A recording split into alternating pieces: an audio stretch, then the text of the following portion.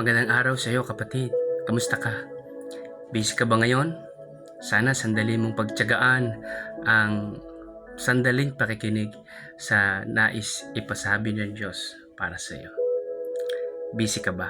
Yan ang sabi ng Panginoon. Amen.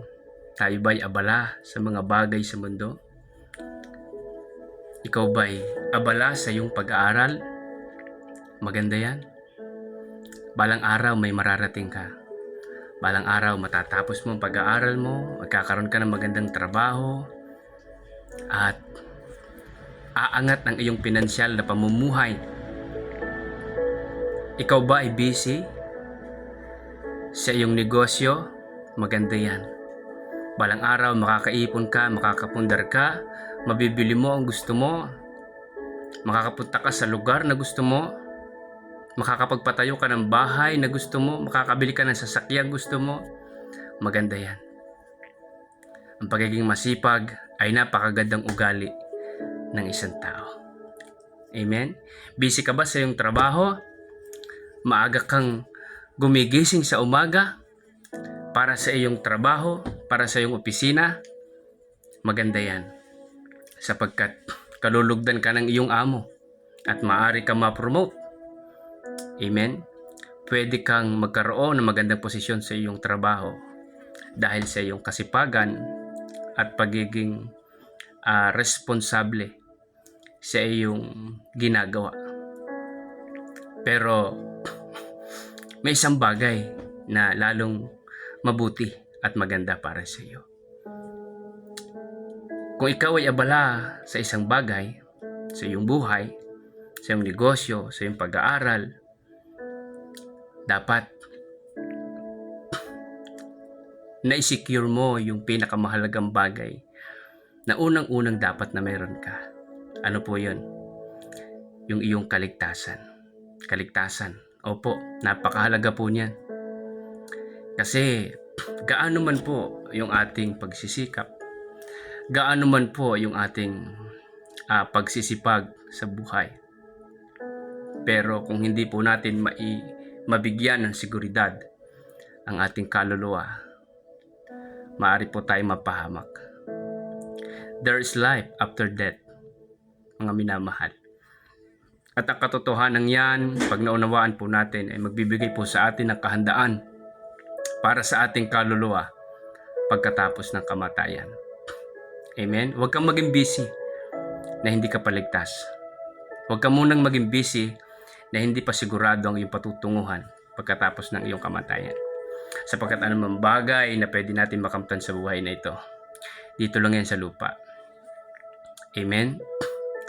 Maaring malapit nang matapos ang magandang bahay na ipinatatayo mo, pero hindi mo alam kung matitirhan mo yan. Maaring malapit nang makumpleto yung inipon mo na pambili mo ng magandang sasakyan mo, pero hindi mo alam kung masasakyan mo yan. Maaring papunta ka sa isang magandang restaurant, pero hindi mo alam kung makakain mo yung o-orderin mo ron. Maaring patapos ka na ng iyong pag-aaral, pero hindi mo alam kung magpapatuloy pa ang buhay. Kapatid, napakahalaga na may sigurado mo ang iyong buhay pagkatapos ng kamatayan. Lahat ng bagay sa mundong ito ay lilipas at kukupas at pawang mawawala.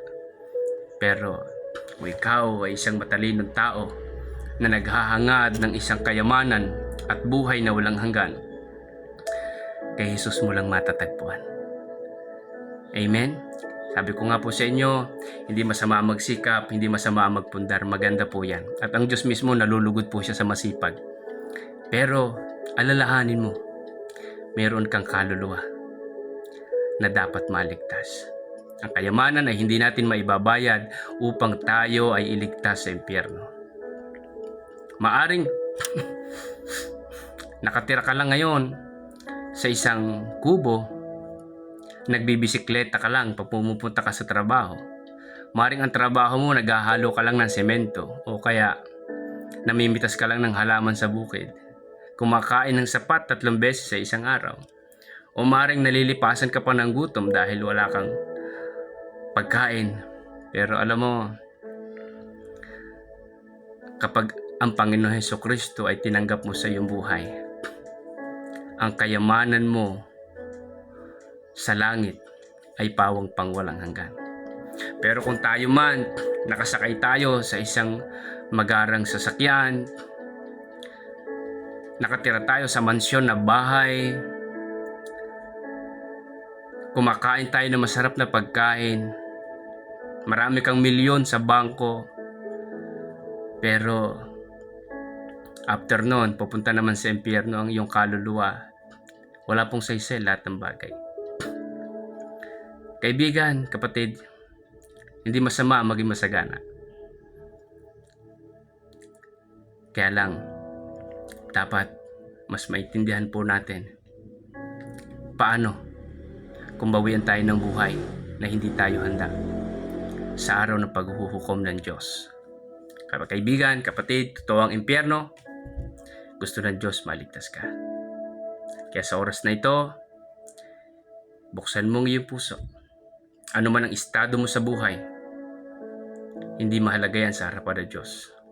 Ang kailangan mo sa iyong buhay ay ang kaligtasan ng iyong kaluluwa.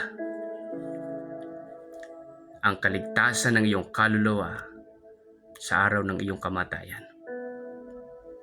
Lahat ng bagay lilipas, lahat ng bagay iiwanan natin dito sa mundo. Maring yung ating mga ipupundar, ipapamana rin lang natin sa ating mga mahal sa buhay. Pero yung ating personal na pangangailangan, yung ating kaligtasan, nagmumula sa Diyos. Ang dapat unang-una na ma-secure po natin. Unang-una na matiyak po natin. Kaya sa oras pong ito, sabi ng Panginoon sa kanyang salita, in John 6:38, ako'y naparito hindi sa aking kalooban, kundi sa kalooban niya na nagsugo sa akin, at ito kanyang kalooban, ang huwag kong hayaang mapahamak ang sino mang ibinigay niya sa akin. Kaibigan, ang sandaling ito ay napakahalaga sa iyong buhay.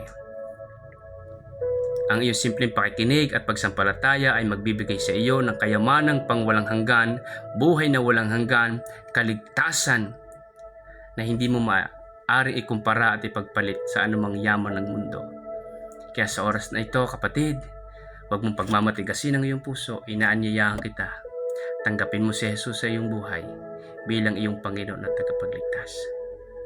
Sumabay ka sa amikling panalangin, sabihin mo, Amin Diyos, nagpapasalamat po ako dahil ako'y mahal mo at hindi mo nais na ako'y mapahamak.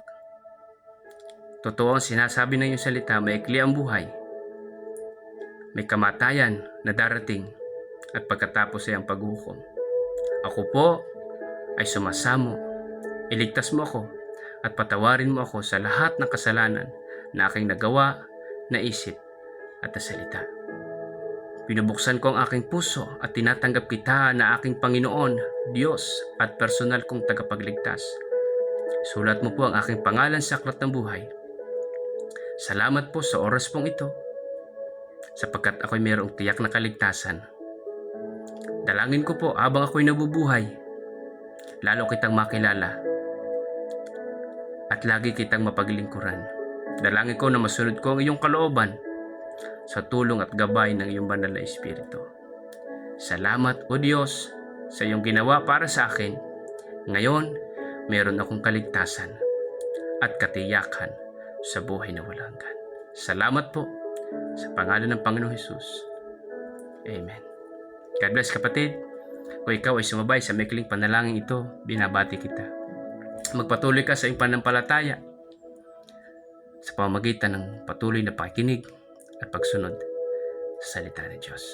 Palain ka ng Diyos at lalong tamasahin mo ang kapayapaang bunga ng iyong kaligtasan. God bless. Purihin ng Diyos sa iyong buhay. Amen.